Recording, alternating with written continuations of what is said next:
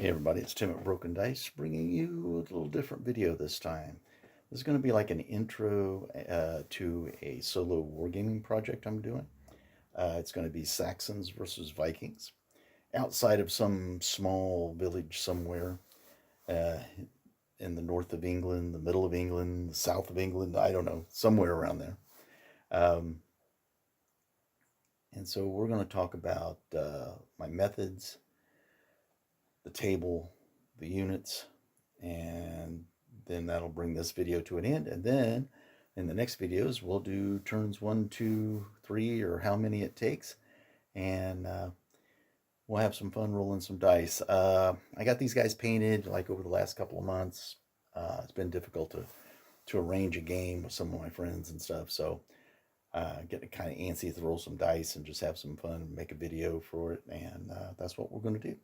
So first off, let's talk about the game itself, kind of the scenario we've got so set up. All right, it's going to be like a regular, like a pitched battle sort of scenario, but for the Saxon side, the army general has 2 units with him, and he's starting at the very far end of the table. This is a 4x8 table, so he's way down here on this other end behind these houses. Let's drop this video camera down and you can kind of see where he is in relationship. Drop this down a little bit, and then you can kind of, well, I'm gonna have to go down like this. There we go. So you can kind of see him like right there, and his unit of Huskarls and some Bondi with him. So, and there's this fortification here. It's a 3D print, not mine, but I bought it offline. Some buildings, and then a large open area for the battle to take place. So in this scenario, the Saxon player, which will be me, I have to try to get my army general into the combat before things go horribly wrong. With the dice, I always use a D12 for the orders and the break test charts and all that kind of stuff. And then die 6 for all your clash and sustain and your support, your morale, and all that kind of stuff. And then let's talk about how I make this a challenge when, if I'm participating in the solo wargaming.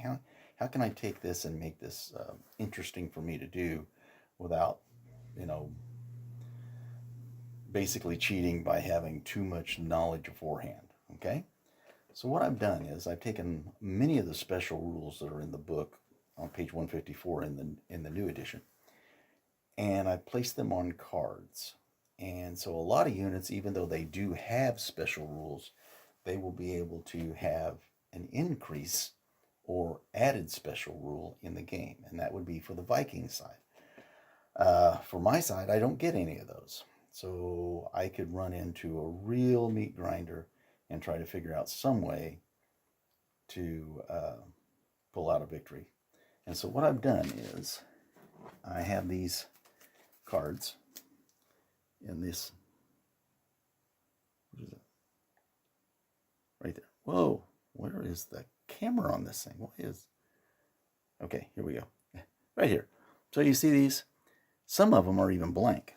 So even though I may notice that on the Viking player side they have a card, there may not be anything on it.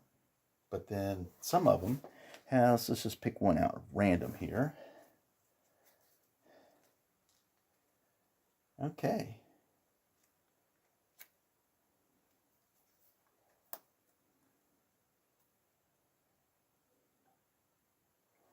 Okay, so this is one that's kind of bad. Okay, all right. I kind of edited this one. Uncertain vassal. You select one of enemy unit that is disordered, and that unit has the levy special rule, and this lasts until the disorder is passed on a 4+. So you could have like one of your better units have this card placed upon it, and they go from being your really tough unit of huscarls or something, and then all of a sudden, for one turn, they're acting like levy troops. So, or at least until that 4+ is rolled, which would be helpful if your huscarls are elite, or you throw it on a Thane unit, or if you really want to get rid of a unit of Bondi or Creoles, you throw it on them. Okay, so stuff like that, and that way I have challenges to meet that I can't already have an answer to because I've set up the game, I set up the rules, I set up the scenario and everything like this. This is that wild card, no pun intended, kind of situation that I want to put together. So I have some challenges to be met. Um, the units, a lot of these units that I have on the table are the Dark Age warriors from Gripping Beasts, and if anybody have put those together, a lot of them, especially for the Dark Age, they have no visible armor on them. So what I've done to kind of do the what did we used to call that back in the day? WYSIWYG, what you see is what you get, sort of a deal. That those units, instead of having a 5+ morale, will now have a 6+ morale. But I will take that point of morale and I'm going to move it for the Saxons into their sustained, and then for the Bondi units of the Vikings, I'm going to move that into their clash. I mean, into their sustain. No, clash. Gosh, I keep getting those two mixed up. I don't know why. Played this game 1,000 times, but right now I'm getting it mixed up. The Saxons will have that point put in their sustained, and the Vikings will have it placed in their clash. So that kind of how I'm going to run this game. We'll see what happens. It'll be kind of interesting to see the dynamics that take place. See if I can come up with an answer, and see if I can get my army general to actually get into the combat before all of his other troops get wiped off the table. All right, that brings us to the end of this intro video. So the next video will be turn 1, and we'll see what happens. Everybody stay safe, stay well, and I'll see you next time.